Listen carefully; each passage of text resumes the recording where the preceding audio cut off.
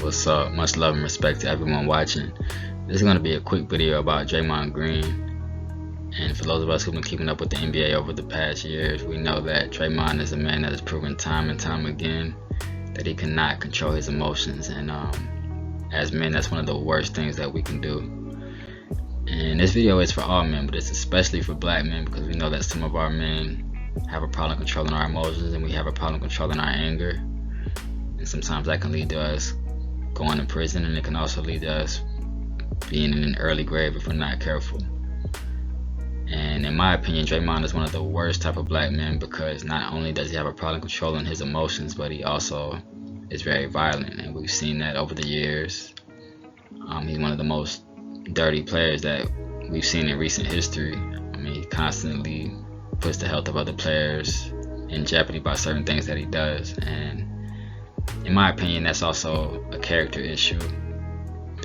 But I'm not here to tear the man down. I don't know him personally. All I can go off is things I see on the court and things that we see in the media. But I know he has a wife and kids, so hopefully he's a good and responsible husband, and hopefully he's a good and loving father.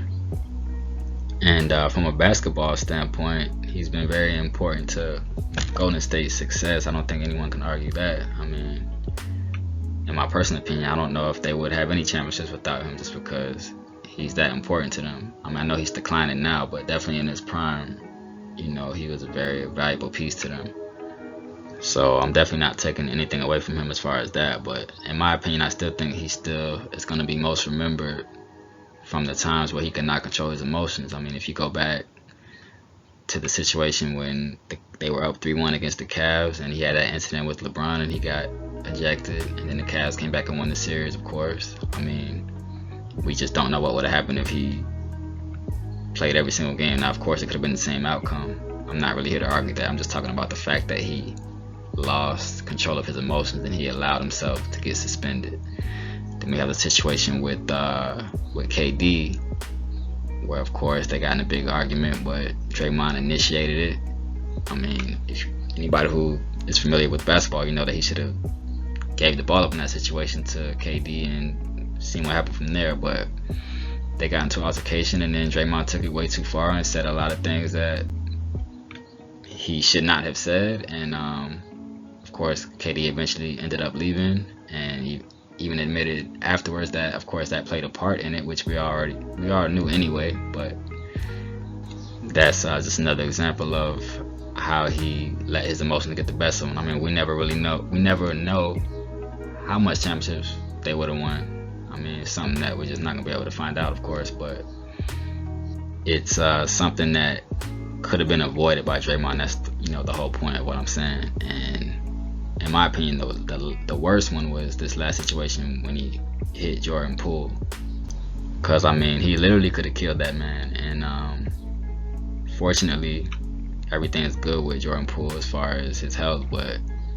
that was a very potentially dangerous situation. And even though I know Draymond has done a lot of foolishness in his career, that's something that I did not expect him to do to one of his teammates, and I'm sure a lot of other people did not expect it, and I'm sure some of his teammates look at him different now, which they should, because I wouldn't trust him. I mean, how could you trust somebody that would do something like that to one of your teammates? He definitely crossed the line with that.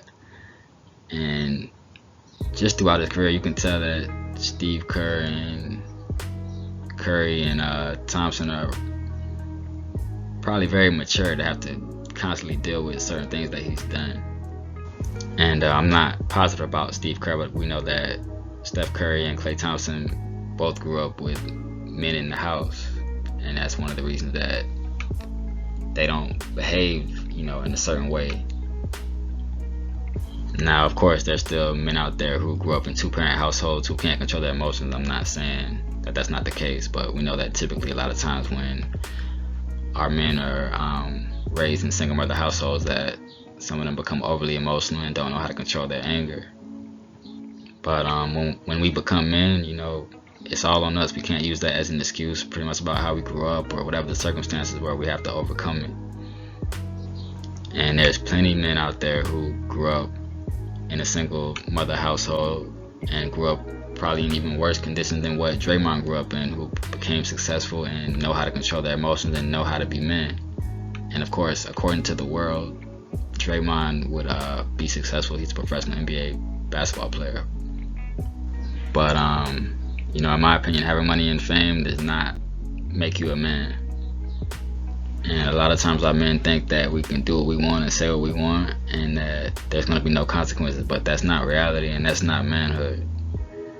And again, I'm not saying that Draymond is not a man. And I think he still has time to turn things around. It's never too late, to mature and grow. And I also think it's a good transition that he's already started podcasting so that when he retires, he has something to occupy his time. Other than his wife and kids, but something that he loves to do still that will keep him out of trouble. Because if he doesn't get that anger and get his emotions under control, it's eventually it can lead to something very bad. But I'm gonna read this Bible verse really quick. This is Proverbs chapter 25 verse 28, and it goes, "He that hath no rule over his own spirit is like a city that is broken down and without walls." So the Bible is always accurate, and we have to do the best we can as men, and for women who may be watching, we have to do the best we can to be in control of our own spirit, be in control of our emotions, and be in control of the things we do. Because I'm sure most of us know by now, all it takes is one bad decision to potentially ruin, destroy, or end your life. So I just hope that's something we all keep in mind. But I'm gonna pretty much wrap it up here. I don't want to make this video too long. But I appreciate everybody who watched the video, and at the end of the day, the Lord is always in control, and He will always have the final word. I'm out. Peace.